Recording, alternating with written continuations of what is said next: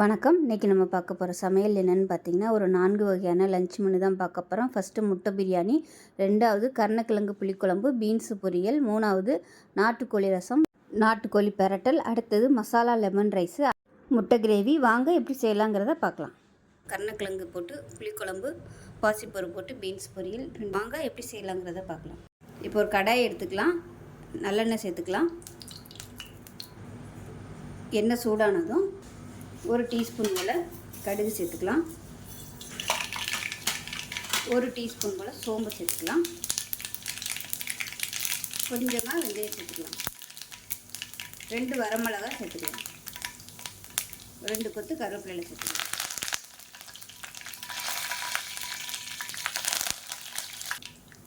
இப்போ இதில் ஒரு 6 பல் பூண்டு சேர்த்துக்கலாம். முழுசாகவே சேர்த்துருக்கேன், தட்டிட்டு சேர்க்குறதுனாலும் சேர்த்துக்கலாம்.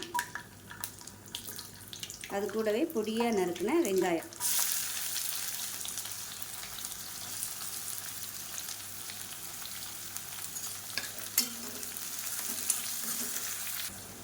உப்பு கொஞ்சமாக சேர்த்துக்கலாம். இப்போ வெங்காயம் நல்லா வதங்கிடுச்சு. இந்த ஸ்டேஜில் குழம்பு மிளகாத்தூள் சேர்த்துக்கலாம். வீட்டில் எது வச்சுருக்கீங்களோ அதை சேர்த்துக்கிறேங்க. நான் வந்து ஒரு 3 ஸ்பூன் அளவுக்கு சேர்க்குறேன்.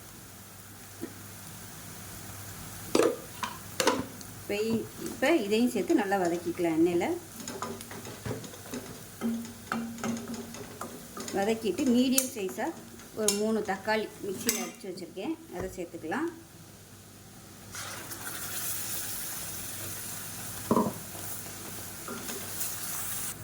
இப்போ மிக்சி அலசிட்டு கொஞ்சமாக தண்ணி சேர்த்துக்கலாம். இப்போ தக்காளி வந்து நல்லா வதக்கி எண்ணெய் பிரிஞ்சு வரட்டும். அடுப்பு நல்லா மீடியத்தில் வச்சுக்கோங்க. தக்காளி நல்லா எண்ணெய் பிரிஞ்சு வர ஆரம்பிச்சிருச்சு. இப்போ நம்ம கருணக்கிழங்கு எடுத்துக்கலாம். நான் வந்து ஒரு 1/4 கிலோ அளவுக்கு கருணக்கிழங்கு எடுத்திருக்கேன். நல்லா உப்பு போட்டு வேக விட்டு எடுத்து வச்சுருக்கேன். குக்கரில் போட்டு 2 விசில் விட்டுட்டு எடுத்து வச்சுருக்கேன். இப்போ இதை சேர்த்துக்கலாம். 2 விசிலுக்கு மேலே விட்டிங்கன்னா குழஞ்சி போகும். இப்போ இதில் புளி தண்ணி சேர்த்துக்கலாம் தேவையான அளவுக்கு. உங்களோட புளிப்பு தகுந்த மாதிரி சேர்த்துக்கோங்க. இப்போ இதில் தேவையான அளவுக்கு தண்ணி சேர்த்துக்கலாம். திக்னஸ் பார்த்துட்டு தண்ணி சேர்த்துக்கோங்க. அவ்வளோதான். உப்பு வதக்கையிலே போட்டிருக்கேன், டேஸ்ட் பண்ணி பார்த்துக்கிட்டு உப்பு சேர்த்துக்கலாம். அவ்வளோதான். இது நல்லா கொதிச்சு வரட்டும். இப்போ இன்னொரு கடாய் எடுத்துக்கலாம். தேவையான அளவுக்கு எண்ணெய் விட்டுக்கலாம். எண்ணெய் சூடானதும் கடுகு 1 டீஸ்பூன், சீரகம் 1 டீஸ்பூன் சேர்த்துக்கலாம். கடுகு பொரிய ஆரம்பிக்கவும் 2 வரமிளகாயை கிள்ளிட்டு சேர்த்துக்கலாம்.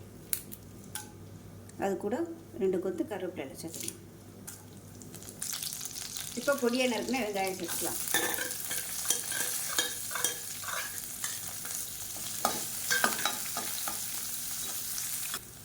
வெங்காயம் லேசாக வதங்கவும் 1/4 கிலோ பீன்ஸ் வந்து எடுத்துருக்கேன், அதை சேர்த்துக்கலாம். சேர்த்துட்டு எண்ணெயில் நல்லா வதக்கி விட்டுக்கலாம். இப்போ இதில் ஒரு 2 டேபிள் ஸ்பூன் கழுவி ஊற வச்ச பாசிப்பருப்பு சேர்த்துக்கலாம்.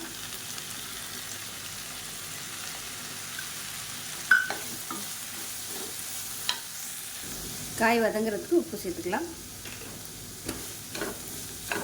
அடுப்பு நல்லா குறைச்சி வச்சுட்டு இப்போ மேலாப்பில் தண்ணி தெளித்து விட்டுக்கலாம்.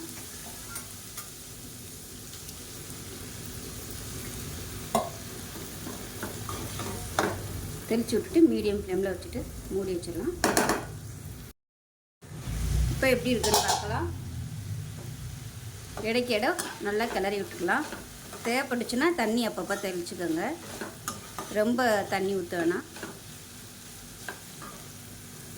இப்போ மறுபடியும் கொஞ்சம் லைட்டாக தண்ணி தெளித்து விட்டுட்டு மூடி வச்சிடலாம்.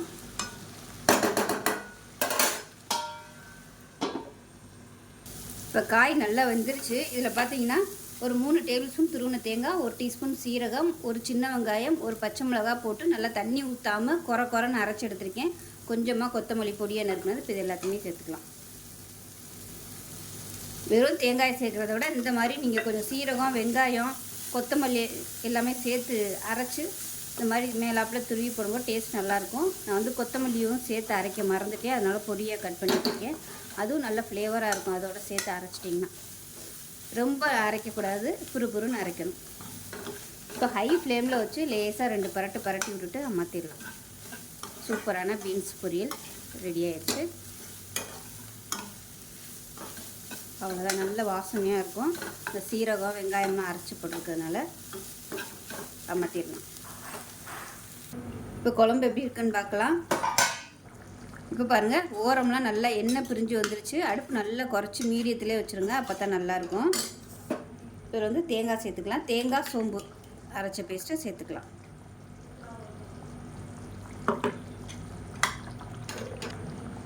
இப்போ மிக்சியில் கொஞ்சமாக தண்ணி ஊற்றி அலசிட்டு சேர்த்துக்கலாம். ரொம்ப ஊற்ற வேணாம். இது நல்லா கலந்து விட்டுட்டு ரொம்ப கொதிக்க விட்றாதீங்க. ஹை ஃப்ளேமில், மீடியமான ஃப்ளேமில் கொதிக்கட்டும். இப்போ தேங்காய் அரைச்சி ஊற்றி நல்லா கொதிச்சிருச்சு. இப்போ பொடியாக இருக்குன்னா கொத்தமல்லி சேர்த்துக்கலாம். அவ்வளோதான், அருமையான கருணக்கிழங்கு புளிக்குழம்பு ரெடி ஆயிடுச்சு. சூப்பராக இருக்கும். இப்போ நமக்கு அருமையான கருணக்கிழங்கு புளிக்குழம்பு பீன்ஸ் பருப்பு பொரியல் ரெடி ஆயிடுச்சு. சாதத்துக்கு வச்சு சாப்பிட்றதுக்கு அருமையாக இருக்கும். இந்த குழம்பு இட்லி, தோசை, ஊத்தப்பம் எல்லாத்துக்குமே தொட்டு சாப்பிட்றதுக்கு அருமையாக இருக்கும். ஸோ இதே மாதிரி செஞ்சு பாருங்கள். செஞ்சு பார்த்துட்டு எப்படி இருந்துச்சுங்கிறத சொல்லுங்கள். வீடியோ பிடிச்சின்னா லைக் பண்ணுங்கள், கமெண்ட் பண்ணுங்கள், சேனலை சப்ஸ்கிரைப் பண்ணுங்கள், பக்கத்தில் உள்ள பெல் பட்டனையும் ப்ரெஸ் பண்ணுங்கள். நன்றி. வாங்க அதை எப்படி செய்யலாங்கிறத பார்க்கலாம். ஒரு பேன் எடுத்துக்கலாம். அதில் ஒரு 3 டீஸ்பூன் அளவுக்கு எண்ணெய் விட்டுக்கலாம். எண்ணெய் சூடானது ஒரு ஏலக்காய், சின்ன துண்டு பட்டை, 2 கிராம்பு சேர்த்துக்கலாம். இது கூடவே மீடியம் சைஸ் ஒரு பெரிய வெங்காயம் நீளமாக நறுக்குனதை சேர்த்துக்கலாம். இது கூடவே 2 பச்சை மிளகாய் கட் பண்ணதை சேர்த்துக்கலாம். மீடியம் சைஸாக 2 தக்காளி சேர்த்துக்கலாம்.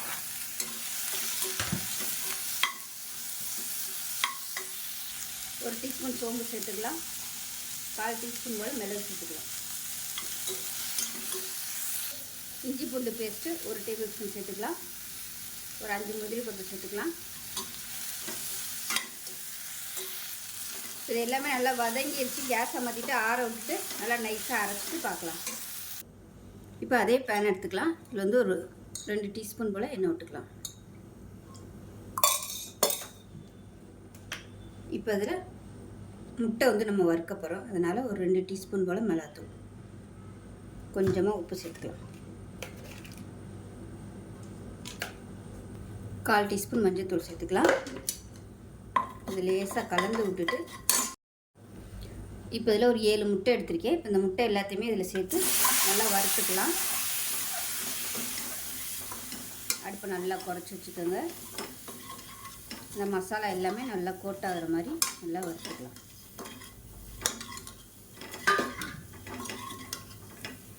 இப்போ பாருங்கள், முட்டை எல்லாமே நல்லா ரோஸ்ட் ஆயிடுச்சு. வேறு பிளேட்டுக்கு மாற்றிக்கலாம். இப்போ அதே கடாயில் தேவையான அளவுக்கு எண்ணெய் விட்டுக்கலாம். எண்ணெய் நல்லா சூடாகிடுச்சு. ஒரு டீஸ்பூன் போல் சீரகம் சேர்த்துக்கலாம். சேர்த்துட்டு நம்ம அரைச்சி வச்சுருக்கிற அந்த மசாலா பேஸ்ட்டை அப்படியே இதில் சேர்த்துக்கலாம். இந்த மசாலாவை எண்ணெயில் நல்லா ஒரு 2 நிமிஷம் வதக்கி விட்டுக்கலாம். மிக்சியை அலசிட்டு கொஞ்சமாக தண்ணி சேர்த்துக்கலாம்.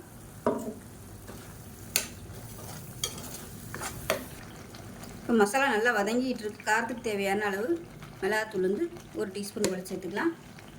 1 டீஸ்பூன் தனியாத்தூள், கொஞ்சமாக கரம் மசாலா தூள் சேர்த்துக்கலாம். 1/4 டீஸ்பூன் கரம் மசாலா. இது எல்லாத்தையும் நல்லா எண்ணெயில் வதக்கி விட்டுக்கலாம். வறுத்து வச்சுருக்க முட்டை எல்லாத்தையுமே 2ஆக கட் பண்ணிக்கலாம். முழுசாக சேர்க்குறனாலும் சேர்த்துக்கலாம். நான் வந்து 2ஆக கட் பண்ணுறேன். இப்போ இதில் கொஞ்சமாக தண்ணி சேர்த்துக்கலாம். நல்லா சூடான தண்ணியாக சேர்த்துக்கோங்க.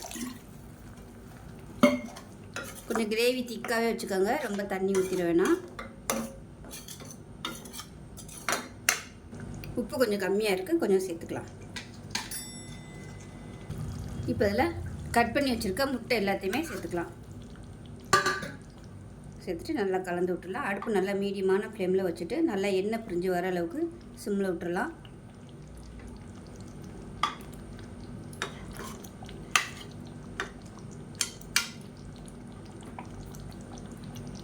இப்போ மூடி வச்சிடலாம். இப்போ ஒரு மிக்ஸி ஜார் எடுத்துக்கலாம். மெஷரிங் கப்பில் 1/4 கப் அளவுக்கு துருவின தேங்காய், ஒரு 3 பச்சை மிளகாயை உடைச்சிட்டு சேர்த்துக்கலாம்.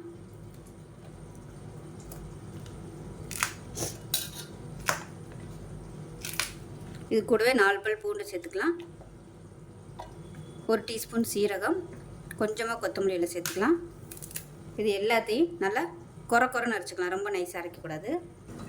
இப்போ நம்மளுடைய முட்டை கிரேவி எப்படி இருக்குன்னு பார்க்கலாம். பாருங்க, எண்ணெயெல்லாம் புரிஞ்சு சூப்பராக வந்துருச்சு. ஆறுச்சுன்னா நல்லா கெட்டியாக வந்துடும். இது வந்து சப்பாத்திக்கெலாம் கூட இந்த மாதிரி நீங்கள் தொட்டு சாப்பிட்டிங்கன்னா சூப்பராக இருக்கும். சாதத்தில் கூட நீங்கள் இப்போ இதை பிசைஞ்சு சாப்பிட்டிங்கனாலும் நல்லாயிருக்கும். அவ்வளோதான், அருமையான முட்டை கிரேவி ரெடி ஆயிடுச்சு. இப்போ ஒரு பேன் எடுத்துக்கலாம், தேவையான அளவுக்கு எண்ணெய் விட்டுக்கலாம்.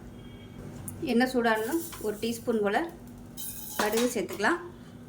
அதே மாதிரி 1 டேபிள் ஸ்பூன் உளுந்து, 1 டேபிள் ஸ்பூன் கடலைப்பருப்பு, ஒரு 4-5 முந்திரி பருப்பு சேர்த்துக்கலாம். இது கூடவே ஒரு 5-6 வரமிளகா சேர்த்துக்கலாம். இப்போ இதில் ஒரு கை நிறைய வேர்க்கடலை சேர்த்துக்கலாம். இப்போ இதில் ஒரு கொத்து கருவேப்பிலை சேர்த்துக்கலாம். இப்போ இதில் கொஞ்சமாக பெருங்காயத்தூள் சேர்த்துக்கலாம். அதே மாதிரி மசாலாவுக்கு தேவையான உப்பு கொஞ்சம் சேர்த்துக்கலாம். சாதம் வடிக்கையிலையும் உப்பு சேர்த்துருக்கேன். இப்போ இந்த மசாலாவுக்கு மட்டும் தேவையான உப்பு சேர்த்துக்கலாம். இப்போ எல்லாமே நல்லா பொன்னிறமாக வதங்கிருச்சு. நம்ம அரைச்சி வச்சுருக்கிறத தேங்காய் பேஸ்ட்டை சேர்த்துக்கலாம். தேங்காய் கொத்தமல்லி பேஸ்ட்டு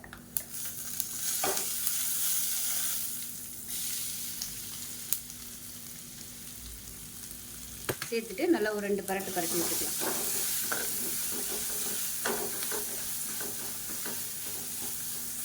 இப்போ இதில் கொஞ்சமாக மஞ்சள்தூள் சேர்த்துக்கலாம்.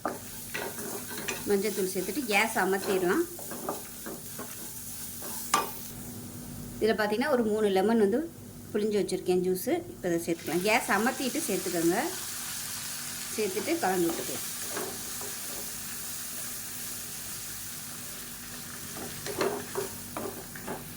இப்போ இந்த இப்போ இந்த மசாலாவில் சாதத்தை சேர்த்துக்கலாம். புளிப்பு சுவைக்கு தகுந்த மாதிரி சாதத்தை சேர்த்துக்கோங்க. இது மெஷரிங் கப்பில் ஒரு 4 கப் அளவுக்கு வரும் சாதம். இதை நல்லா கலந்து விட்டுக்கலாம். உங்களுக்கு புளிப்பு சுவை அதிகமாக இருந்துச்சுன்னா இன்னும் கூட நீங்கள் சாதம் சேர்த்துக்கலாம்.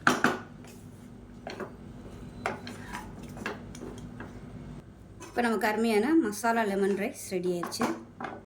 இப்போ நமக்கு மசாலா லெமன் ரைஸு சூப்பராக ரெடி ஆயிடுச்சு. அதே மாதிரி அதுக்கு தொட்டு சாப்பிட்ற மாதிரி முட்டை கிரேவி ரெண்டுமே சூப்பராக இருக்கும். இந்த மசாலா கூட நீங்கள் தொட்டு சாப்பிட்லாம், இல்லை சைடிஷாகவும் வச்சுக்கலாம்.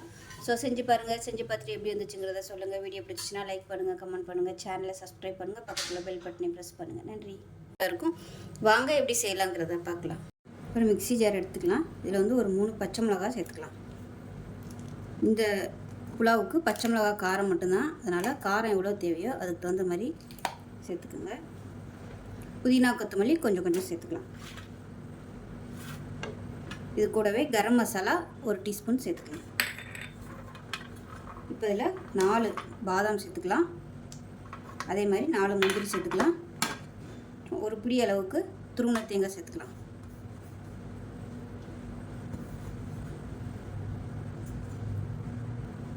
ஒரு டேபிள் ஸ்பூன் வர மாதிரி இஞ்சி பூண்டு பேஸ்ட் சேர்த்துக்கலாம். கொஞ்சமாக தண்ணி ஊற்றிட்டு நல்லா நைஸாக அரைச்சிட்டு பார்க்கலாம். இப்போ ஒரு குக்கர் எடுத்துக்கலாம். தேவையான அளவுக்கு எண்ணெய் விட்டுக்கலாம். இப்போ அதே மாதிரி கொஞ்சமாக நெய் விட்டுக்கலாம். எண்ணெய் லேசாக சூடானதும் இப்போ இதில் கொஞ்சமாக மிளகாத்தூள் சேர்த்துக்கலாம். அதே போல் கொஞ்சமாக மஞ்சள்தூள் சேர்த்துக்கலாம். கொஞ்சமாக உப்பு சேர்த்துக்கலாம். உப்பு சேர்த்துட்டு நான் வந்து ஒரு 6 முட்டை எடுத்திருக்கேன். இந்த 6 முட்டையும் இதில் போட்டு நல்லா ஃப்ரை பண்ணி எடுத்துக்கலாம்.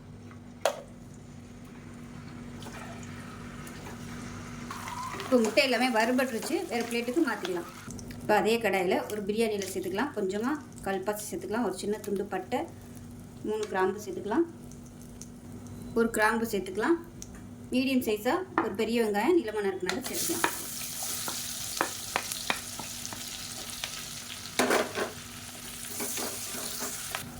இப்போ இதில் ஒரு 3 பச்சை மிளகாயை சேர்த்துக்கலாம்.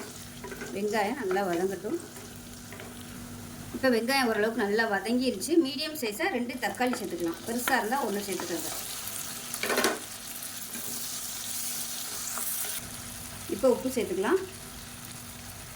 அப்போ தான் வெங்காயம் சீக்கிரம் வதங்கும். தக்காளி நல்லா மசிஞ்சு வரட்டும். இப்போ தக்காளி ஓரளவுக்கு மசிய ஆரம்பிச்சிருச்சு. இந்த ஸ்டேஜில் நம்ம அரைச்சி வச்சுருக்க அந்த மசாலா பேஸ்ட்டை சேர்த்துக்கலாம். சேர்த்துட்டு இதையும் நல்லா வதக்கி விட்டுக்கலாம். இப்போ பாருங்கள் மசாலா வதங்கி நல்லா ஓரம்லாம் எண்ணெய் விட ஆரம்பிச்சிருச்சு. இந்த மாதிரி வதங்குச்சுன்னா நல்லா பச்சை வாசனை போயிடுச்சுன்னு அர்த்தம். இந்த ஸ்டேஜில் தண்ணி சேர்த்துக்கலாம். நான் வந்து 2 டம்ளருக்கு 3 டம்ளர் தண்ணி எடுத்திருக்கேன். 1 டம்ளருக்கு 1.5 பங்கு தண்ணி, 2 டம்ளருக்கு 3 பங்கு தண்ணி எடுத்திருக்கேன். அந்த தண்ணியை வந்து நான் சூடு பண்ணிவிட்டு தான் சேர்த்துருக்கேன். தண்ணி வந்து நல்லா கொதிக்கட்டும். இந்த தண்ணியை டேஸ்ட் பண்ணி பார்த்துக்கோங்க. உப்பு வந்து நல்லா சுள்ளுன்னு இருக்கணும். எனக்கு உப்பு கம்மியாக இருக்குது, அதனால் நான் வந்து உப்பு சேர்த்துக்கிறேன். தண்ணியை சேர்த்துட்டு மீடியமான ஃப்ளேமில் வச்சுருங்க. நல்லா அந்த எசன்ஸ் எல்லாமே அந்த தண்ணியில் இறங்கணும். தக்காளி மசாலா எசன்ஸ் எல்லாமே. அதனால் தண்ணி நல்லா கொதிக்கட்டும். அப்போ தான் உங்களுக்கு நல்லா டேஸ்ட்டாக இருக்கும். உடனே அரிசியை போட்டிங்கன்னா அந்த டேஸ்ட் வந்து வராது. அதனால் 1 நிமிஷம் நல்லா தளதளன்னு கொதிக்கட்டும். இப்போ பாருங்கள் தண்ணி எல்லாமே நல்லா கொதிச்சிருச்சு. இப்போ இதில் வந்து ஒரு அரை முடி எலுமிச்சம்பழம் பிழிஞ்சு விட்டுக்கலாம். பிழிஞ்சு விட்டுட்டு 2 டம்ளர் அரிசி நல்லா ஒரு 20 நிமிஷம் ஊற வச்சு வச்சுருக்கேன். பாஸ்மதி அரிசி இதை சேர்த்துக்கலாம். நீங்கள் ஜீரக சம்பா அரிசி சேர்க்குறனாலும் சேர்த்துக்கலாம். அது இன்னும் நல்ல ஃப்ளேவராக இருக்கும். நல்லா கலந்து விட்டுட்டு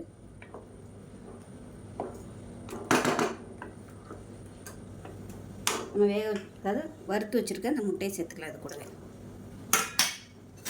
சேர்த்துட்டு உப்பு செக் பண்ணி பார்த்துக்கோங்க. நல்லா ஒரு தடவை அடியிலேருந்து மிக்ஸ் பண்ணி விட்டுக்கலாம். இப்போ குக்கரை மூடி வச்சிடலாம். மூடி வச்சுட்டு 2 விசில் விட்டுட்டு ஸ்டீம் போனதுக்கப்புறம் பார்க்கலாம். இப்போ 2 விசில் விட்டு ஸ்டீமில் நல்லா இறங்கிடுச்சு. இப்போ பிரியாணி எப்படி இருக்குன்னு பார்க்கலாம். அதாவது புலாவ் எப்படி இருக்குன்னு பார்க்கலாம். பாருங்கள் சூப்பராக வந்துருச்சு. நல்லா கம்மன்னு இந்த புலாவ் வாசனை தான் வீடு ஃபுல்லாக வந்து மேலாப்பில் அப்படியே கிளறி விட்டுக்கலாம். எப்படி வேறு பிளேட்டுக்கு மாற்றிக்கலாம். இப்போ நமக்கு அருமையான முட்டை புலாவ் ரெடி ஆயிடுச்சு. அதுவும் ஹோட்டல் ஸ்டைலில் சூப்பராக இருக்கும். ரைத்தாவோடு வச்சு சாப்பிடையில அருமையாக இருக்கும். லஞ்ச் பாக்ஸ் கூட நீங்கள் இது மாதிரி செஞ்சு கொடுத்து விடலாம். ஸோ இதே மாதிரி செஞ்சு பாருங்கள். செஞ்சு பார்த்துட்டு எப்படி இருந்துச்சுங்கிறத சொல்லுங்கள். வீடியோ பிடிச்சிச்சுன்னா லைக் பண்ணுங்கள், கமெண்ட் பண்ணுங்கள், சேனலை சப்ஸ்கிரைப் பண்ணுங்கள், பக்கத்தில் பெல் பட்டனை ப்ரெஸ் பண்ணுங்கள். நன்றி. நாட்டுக்கோழி ரசம் எப்படி செய்யலாங்கிறத பார்க்கலாம். இப்போ ஒரு பவுலில் 1.5 கிலோ நாட்டுக்கோழி எடுத்திருக்கேன். இது வந்து நல்ல ஒரு பொட்டைக்கோழி. முட்டையெல்லாம் பார்த்தீங்கனாலே தெரியும். நம்ம கோழி ரசம் வைக்கிறதுக்கு இந்த மாதிரி பொட்டைக்கோழியாக வாங்கினீங்கன்னா தான் நல்லா சூப்பராக இருக்கும். இது வந்து நீங்கள் வெட்டி வாங்கையிலே ரசத்துக்குன்னு கேட்டு வாங்கினீங்கன்னா உங்களுக்கு வந்து அந்த கோழி எல்லாத்தையுமே நல்லா மஞ்சத்தூள் போட்டு வாட்டி தீயில வச்சு வாட்டி கொடுப்பாங்க ரசத்துக்குன்னு. அந்த மாதிரி கேட்டு வாங்கிக்கோங்க.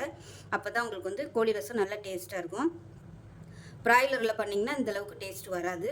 இது நாட்டுக்கோழிங்கிறதுனால வேகிறதுக்கு நேரம் ஆகும். அதனால் ஃபஸ்ட்டு நம்ம வந்து இதை குக்கரில் போட்டு வேக விட்டுக்கலாம். இப்போ இதில் இந்த முட்டையும் ஈரலையும் நம்ம தனியாக எடுத்து வச்சுக்கிறோம். இது விசில் விட்டோம்னா ரொம்ப ஒரு மாதிரியாக போயிடும். அதனால் நம்ம ரெடி பண்ணிவிட்டு கடைசியாக இறக்க போயில் இதை 2ஐயும் நம்ம சேர்த்து போட்டோம்னா சீக்கிரமாக வெந்துடும். இது தனியாக எடுத்து வச்சுக்கலாம். இப்போ வந்து இந்த கோழியை நல்லா கழுவி உப்பு போட்டு கழுவி எடுத்து வச்சுருக்கேன். அவங்க மஞ்சத்தூள் போட்டு தான் வாட்டி கொடுத்துருப்பாங்க. இருந்தாலும் நான் அந்த கவுச்சி வாடையெல்லாம் போகணுங்கிறதுக்காக மறுபடியும் உப்பு மஞ்சத்தூள் போட்டு நல்லா 4-5 தடவை கழுவிட்டேன். வாட்டி வாங்கினீங்கன்னா தான் உங்களுக்கு அந்த டேஸ்ட்டு கிடைக்கும்.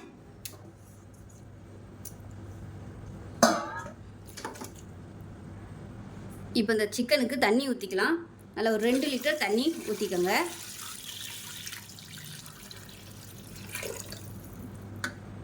இப்போ இதில் இன்னும் கொஞ்சம் ஒரு 1/4 லிட்டர் அளவுக்கு தண்ணி ஊற்றிக்கலாம். தண்ணி வந்து ஃபஸ்ட்டு நம்ம நிறைய ஊற்ற வேணாம். நம்ம பொடியெல்லாம் போட்டுட்டு டேஸ்ட் பண்ணி பார்த்துக்கிட்டு அப்படி ரொம்ப காரமாக இருக்குது, மசாலா நிறைய இருக்குன்னா சுடு தண்ணி வந்து கொதிக்க விட்டு நம்ம சேர்த்துக்கலாம். தண்ணி முதல்ல நம்ம நிறைய ஊற்றிட்டோம்னா ஒன்றுமே பண்ண முடியாது. 1.5 கிலோ சிக்கனுக்கு 2.25 லிட்டர் தண்ணி ஊற்றிருக்கேன். இப்போ வந்து உப்பு சேர்த்துக்கலாம். இப்போ இதில் மஞ்சத்தூள் சேர்த்துக்கலாம். உங்களுக்கு தண்ணி ஊற்றுற அளவு தெரியல அப்படின்னு நினச்சிங்கன்னா நம்ம டீ குடிக்கிற டம்ளர் இருக்கு இல்லையா, அதில் வந்து 10 டம்ளர் ஊற்றுனீங்கன்னா உங்களுக்கு 1 லிட்டர் கணக்கு வரும். அதை வந்து கணக்கு பண்ணி நீங்கள் ஊற்றிக்கோங்க. அப்படி இல்லைன்னா நம்ம பசங்க வச்சுருக்க பாட்டில் இருக்குது பார்த்திங்கன்னா, அது மேக்ஸிமம் 1 லிட்டர் அளவு தான் இருக்கும். அதில் வந்து ஒரு 2.25 பாட்டில் ஊற்றுனீங்கன்னா உங்களுக்கு கரெக்டாக வரும். இப்போ இதை மூடி வச்சிடலாம். இப்போ குக்கரை மூடி வச்சாச்சு. நான் வந்து இன்றைக்கி 5 விசில் விட போகிறேன். நாட்டுக்கோழி வந்து வேக லேட் ஆகும். சிக்கனோட தன்மையை பொறுத்து நீங்கள் விசில் கூடவோ குறைச்சோ விட்டுக்கோங்க. ஒரு 5-6 விசில் விட்டுட்டு மறுபடியும் ஓப்பன் பண்ணி பார்த்துட்டு நம்ம மசாலாலாம் போட்டு கொதிக்க விடுவோம். அப்போ கரெக்டாக வரும். அப்போ ரொம்ப ஹார்டாக இருக்குன்னு தெரிஞ்சுன்னா மறுபடியும் நீங்கள் குக்கரை மூடி வச்சு ஒரு 2 இல்லை ஒரு 3 விசில் விட்டுக்கலாம். இது வந்து அதாவது பிஞ்சான ஒரு பொட்டைக்கோழி. அதனால் ஒரு 5 விசில் மட்டும் விட்டுட்டு எப்படி இருக்குன்னு பார்க்கலாம். இப்போ ஒரு பேன் எடுத்துக்கலாம். இதில் பார்த்தீங்கன்னா மெஷரிங் கப்பில் 1 கப் அளவுக்கு வர கொத்தமல்லி எடுத்திருக்கேன். இது கிராம் கணக்கில் சொல்கிறதுனா 80லேருந்து 85 கிராம் அளவு இருக்கும். இப்போ இதை நல்லா வாசனை ஓரளவுக்கு வறுத்துக்கணும். இப்போ இதில் வந்து ஒரு 2-3 சொட்டு நல்லெண்ணெய் விட்டுக்கலாம். அந்த வர கொத்தமல்லியோட வாசனை வரும், அந்தளவுக்கு நல்லா வறுத்து எடுத்துக்கணும். இப்போ பாருங்கள் நல்லா வறுபட்டுருச்சு. இதை வேறு பிளேட்டுக்கு மாற்றிக்கலாம். இப்போ அதே கடையில் ஒரு 2 சொட்டு நல்லெண்ணெய் விட்டுக்கலாம். விட்டுட்டு மெஷரிங் கப்பில், அதாவது எந்த கப்பில் எடுத்தோமோ அதே கப்பில் 1/2 கப் அளவுக்கு சீரகம், மெஷரிங் கப்பில் 1/4 கப் அளவுக்கு மிளகு, அதுக்கும் கம்மியாக ஒரு 1 டேபிள் ஸ்பூன் வர மாதிரி சோம்பு, இது எல்லாத்தையுமே மீடியமான ஃப்ளேமில் வறுத்து எடுத்துக்கலாம். நல்லா படபடன்னு பொரியும், அந்த ஸ்டேஜ் வரைக்கும் நல்லா வறுக்கணும். இப்போ பாருங்கள் நல்லா வறுபட்டுருச்சு. இதையும் வேறு பிளேட்டுக்கு மாற்றிக்கலாம். இப்போ மறுபடியும் ஒரு 2 சொட்டு நல்லெண்ணெய் விட்டுட்டு வரமிளகாய் எடுத்திருக்கேன். இது வந்து ஒரு 50 கிராம் அளவுக்கு இருக்கும். அதாவது 1/2 கைப்பிடி அளவுக்கு வரமிளகாய் எடுத்துக்கோங்க. இது வந்து நல்ல காரசாரமான வரமிளகாய் இருந்துச்சுன்னா கொஞ்சம் கம்மியாக எடுத்துக்கோங்க. இது வந்து காரம் கம்மியாக இருக்கிறதுனால நான் வந்து கொஞ்சம் கூட எடுத்திருக்கேன். இப்போ இதையும் நல்லா வறுத்துட்டு பிளேட்டுக்கு மாற்றிக்கலாம். இப்போ இது எல்லாமே நல்லா ஆறணும். ஆற விட்டு மிக்ஸி ஜாரில் சேர்த்துக்கலாம். சேர்த்துட்டு ரொம்ப நைஸாக அரைக்கக்கூடாது, கொரன்னு அரைச்சி எடுத்துக்கணும். அப்போ தான் ரசம் வந்து நல்லாயிருக்கும். நைஸாக அரைச்சிட்டோம்னா கொலன்னு ஆயிரும். இது எல்லாத்தையுமே அரைச்சிட்டு பார்க்கலாம். இப்போ இதை அரைச்சிட்டு வந்துட்டு பார்க்கலாம். இப்போ பாருங்கள் நல்லா அரைச்சாச்சு. இந்த மாதிரி திரியாக தான் இருக்கும். நம்ம எப்போயுமே ரசத்துக்கு எப்பயும் 1-2 நுணுக்கும் இல்லையா, அந்த மாதிரி. ஏன்னா நம்ம ரசம் வச்சோம்னா இருக்க முடியாது. கொஞ்சம் இந்த மாதிரி திரியாக இருந்துச்சுன்னா தான் இருத்து சாப்பிட்றதுக்கு நல்லாயிருக்கும். இல்லைன்னா அப்படியே கலங்கலாக இருக்கும், ரொம்ப நைஸாக நம்ம அரைச்சிட்டோம்னா. இப்போ அதே மிக்ஸி ஜாரில் ஒரு 1/4 கிலோ அளவுக்கு சின்ன வெங்காயம் எடுத்திருக்கேன். இதுக்கு வந்து சின்ன வெங்காயம் தான் சேர்க்கணும், பெருசாலாம் சேர்க்கக்கூடாது. நல்லா தோலெல்லாம் உரிச்சிட்டு கழுவிட்டு எடுத்து வச்சுருக்கேன். இப்போ இதையும் 1-2 நம்ம அரைச்சிக்கணும். ரொம்ப நைஸாக அரைக்கக்கூடாது, பல்ஸில் போட்டு விட்டு எடுத்துக்கலாம். இப்போ பாருங்கள் இந்த அளவுக்கு அரைச்சிக்கணும், ரொம்ப அப்படியே நைஸாலாம் அரைக்கக்கூடாது. இப்போ இதையும் இந்த பொடியோடு சேர்த்துக்கலாம்.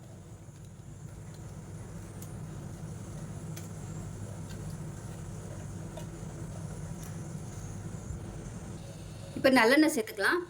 100 கிராம் அளவுக்கு நல்லெண்ணெய், மெஷரிங் கப்பில் ஒரு 1/2 கப் அளவுக்கு.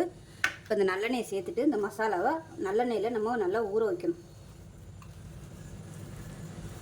ஸோ இது எந்த அளவுக்கு அந்த பொடி எல்லாம் ஊறுதோ அந்தளவுக்கு நல்லா டேஸ்ட்டாக இருக்கும். குறைஞ்சது ஒரு 1 மணி நேரமாவது நீங்கள் ஊற வைக்கணும். ஃபஸ்ட்டு இதை ப்ரிப்பேர் பண்ணி ஊற வச்சுட்டு அதுக்கப்புறமா நீங்கள் சிக்கனை கழுவி வேக விட்டிங்கன்னா கரெக்டாக இருக்கும்.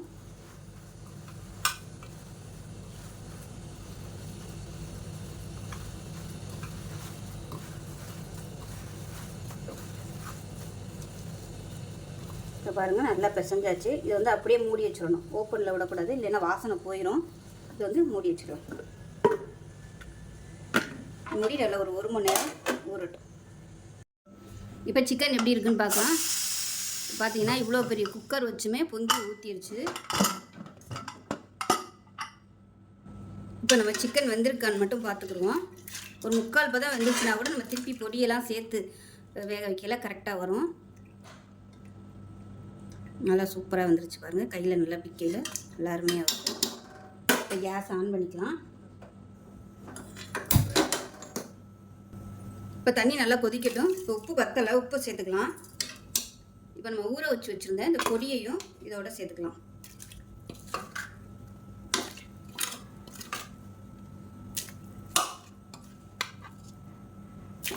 இப்போ நம்ம ஊற வச்சுருந்த பொடியில் பார்த்திங்கன்னா இவ்வளோவுக்கு எடுத்து வச்சுருக்கேன். இது வந்து இருக்கட்டும். நம்ம அந்த சிக்கன்லாம் வடித்து எடுத்துகிட்டு நம்ம வந்து தனியாக தாளிக்க போகிறோம். இப்போ கொஞ்சம் நேரம் இந்த பொடியோடு சேர்ந்து அந்த சிக்கனும் கொதிக்கட்டும். கொதித்ததுக்கப்புறமா நம்ம அந்த சிக்கனை வந்து தனியாக வெளியே எடுத்துடலாம். இப்போ நல்லா கொதி வந்ததுக்கப்புறமா டேஸ்ட் பண்ணி பார்த்துட்டு ஒருவேளை காரம் வந்து பத்தாத மாதிரி இருந்துச்சுன்னா அந்த பொடியை சேர்த்துக்கலாம். காரம் ரொம்ப அதிகமாக இருந்துச்சுன்னா சுடுதண்ணி வந்து சேர்த்துக்கோங்க.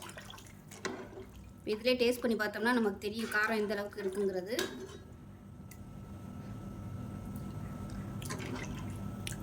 காரம் வந்து மீடியமாக தான் இருக்குது. இது கொதிக்கும் போது கொஞ்சம் வற்றும், இப்போ காரம் கரெக்டாக இருக்கும். ஏன்னா இதுக்கு வந்து நம்ம பச்சரிசி சாதம் தான் பொங்க போகிறோம். ஸோ அதனால் காரம் வந்து கொஞ்சம் சுருக்குன்னு இருந்தால் தான் நல்லாயிருக்கும். கொதிக்கட்டும், கொதிச்சாதான் நமக்கு வந்து காரம் கரெக்டாக தெரியும். கொஞ்சம் கொதிக்கட்டும். இப்போ பாருங்கள் ரசம் நல்லா கொதிச்சிட்ருக்கு. கொதிக்கையிலே கமகமகமன்னு நல்லா வீடே வாசனையாக இருக்கும். பார்க்குறதுக்கு இப்போ கெட்டியாக இருக்க மாதிரி இருக்கும். நம்ம அந்த சிக்கன் எல்லாத்தையுமே எடுத்துட்டோம்னா உங்களுக்கு நல்லா அந்த தண்ணி மட்டும் ரசம் மட்டும் கிடைக்கும். அதை டேஸ்ட் பண்ணி பார்த்தீங்கனாலே தெரியும். இதுக்கு வந்து சாதாரண அரிசி வைக்கக்கூடாது, பச்சரிசி வந்து சாதம் பொங்கணும், அதுவும் குக்கரில் வைக்கக்கூடாது. நல்லா கொலையை விட்டு பச்சரிசி சாதம் வச்சோம்னா சூப்பராக இருக்கும். நான் பக்கத்தில் வந்து பானையில் உலை காஞ்சிக்கிட்டு இருக்கு. பச்சரிசி சாதம் வந்து பொங்கி எடுத்துக்கணும், அப்போ தான் சூப்பராக இருக்கும். நல்லா அப்படியே இந்த ரசத்தை ஊற்றி நல்லா குழச்சி சாப்பிட்டோம்னா அருமையாக இருக்கும். இப்போ இந்த ரசத்தில் மீடியம் சைஸாக 2 தக்காளி சேர்த்துக்கலாம்.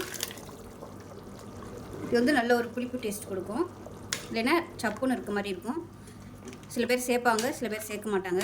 தக்காளி சேர்த்திங்கன்னா உங்களுக்கு டேஸ்ட் நல்லா சூப்பராக இருக்கும். இப்போ இதுவும் சேர்ந்து கொதிக்கட்டும். இப்போ நான் எடுத்து வச்சுருக்க இந்த பொடியும் சேர்த்துக்கிறேன். ஏன்னா காரம் இல்லை, ஏன்னா என்கிட்ட உள்ள மிளகா வந்து காரம் கம்மியாக தான் இருக்குது. அவ்வளோ மிளகா போட்டுமே காரம் இல்லை, அதனால் மிச்சம் இருக்கிற பொடியை நான் சேர்த்துட்டேன். தக்காளி சேர்த்து நல்லா கொதிக்க விட்டாச்சு. இப்போ இதில் இருக்கிற சிக்கன் எல்லாத்தையுமே நம்ம எடுத்துடலாம், எடுத்து வடிகட்டிக்கலாம்.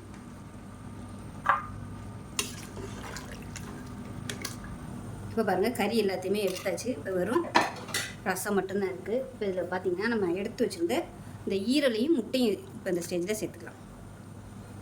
சேர்த்துட்டு கிண்ட வேணாம். இப்போ இதில் நல்லா ஒரு 10 பல் பூண்டு நச்சு வச்சுருக்கேன், இதை சேர்த்துக்கலாம். இந்த தக்காளி பூண்டு சேர்க்குறது வந்து ஆப்ஷனல் தான்.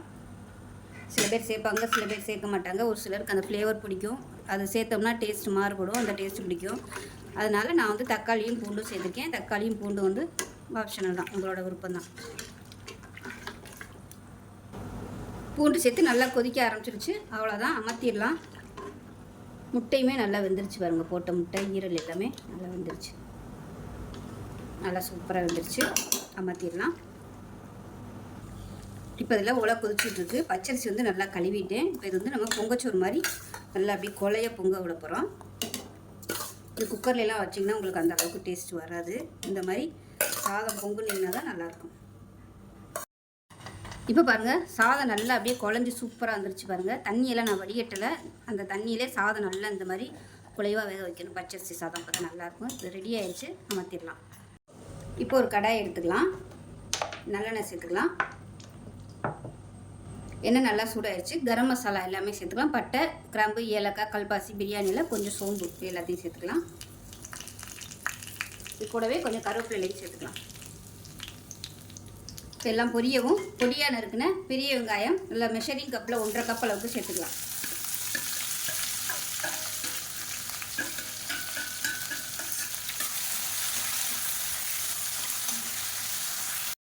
வெங்காயம் நல்லா வதங்கிடுச்சு. இதில் நல்லா 1.5 டேபிள் ஸ்பூன் அளவுக்கு இஞ்சி பூண்டு பேஸ்ட்டு சேர்த்துக்கலாம்.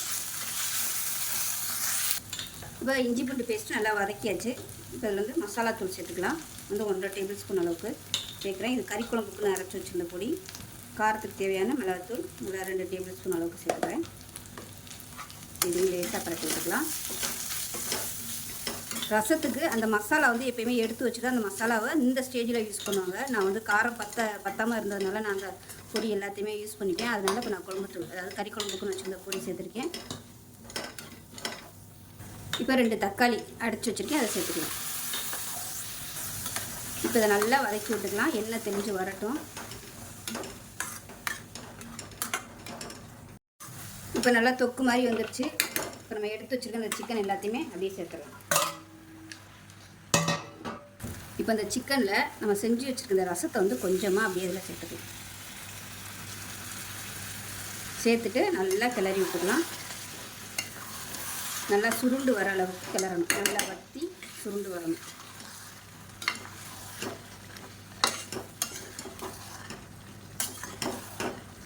உப்பு பத்தலைன்னா உப்பு சேர்த்துக்கலாம். உப்பு கொஞ்சமாக சேர்த்துக்கலாம். அடுப்பு நல்லா சிம்மில் விட்டுருங்க. விட்டுட்டு நல்லா அப்பப்போ கிளறி விட்டு நல்லா சுருண்டு வரணும்.